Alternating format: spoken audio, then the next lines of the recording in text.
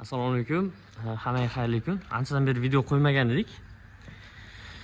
Bugun sizlarga qisqacha ishlar haqida ma'lumot beraman. Ochig'i 1-martdan yangicha o'zgarishlar bor. Bu haqida faqat shu mart bo'lganda ayta olaman. Hozir juda ko'pchilikka noma'lum, shu paytgacha Gruziyada aynan ishga ruxsatnoma olib keyin ishlash haqida gap so'z bo'lmagan. Endi bu yil 1-martdan bo'lyapti.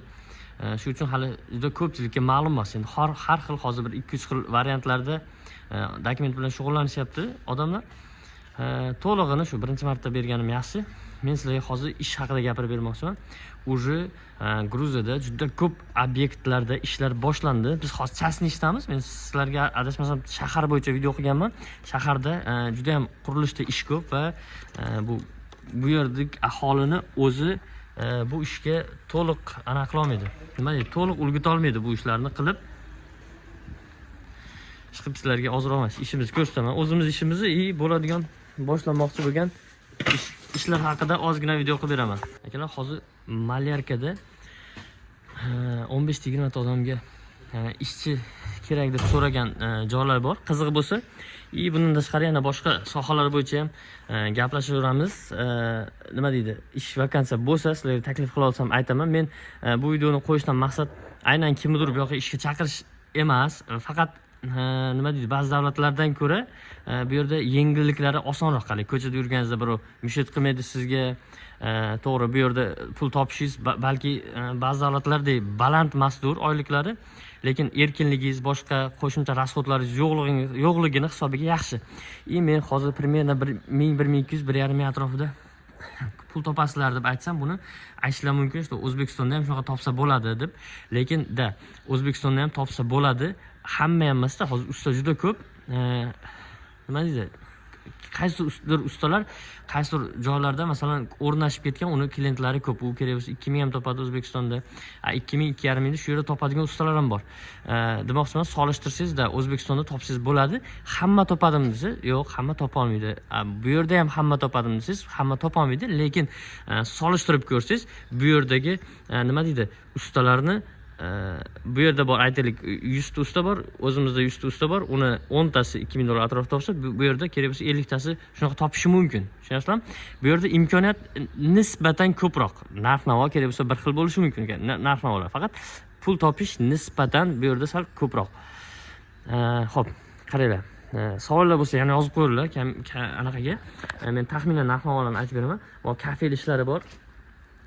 Lariga 30, 40, 50-60 larigacha atrofida qayerda urishga qarab narxlar belgilangan. Masalan, shikaturka ishlari bor, masalan, bilasizlar, buni orqasida shikaturka ishlari bor. Shikaturkasi hozir taxminan 16-20 lari atrofida. Men hozir larida aytib ketyapman, balki montajda to'g'rilayman. Montajda to'g'rilamasam, solishtirib ko'ringlar. 10 lari 45 ming so'm atrofida bo'ladi akalar. 20 lari atrofida shikaturka da o'zimizda ham balki shunaqa bo'lishi mumkin. Men ko'p narx-navolarni zo'r bilmayman. Bar bizda joyga qarab-ku, tumanda, qishloqda, shaharda boshqa narx. Bu yerda endi o'rtacha narx shu 16 dan 20 gacha atrofida. Shpaklovka bor, podkraska deydi, 30 lari atrofida, 20-30 lari atrofida. Bu mana shu podkraska, shpaklovka. Va bizning ishimiz bu kafe ishi. Shu aytgandek 30, 40, 50, 60 larigacha. Podkraska aytdim, 30 lari atrofida anaqalar bor. Natijli patologchilarning ishi bor, elektriklar, santexniklar ishi bor. Bu tipi o'zimiz ish joy. Agar nima deydi, qiziqtirgan savollar bo'lsa berishlar mumkin. Baribir musofirchilik. Ko'pchilik savol beradi, shu qancha topsa bo'ladi. $200 topishingiz mumkin. Men Yevropada, Polshada bo'lganman. Shu Polshada ham shunaqa aytaylik 2000 topadigan ham bor. Polshada bo'lib turib $500 topadigan ham bor-da. Akalar, baribir avvalo rizq, ikkinchi harakatga ham bog'liqda. Bu yerda ham %100 shu 2500, 3000 topgan odam bor.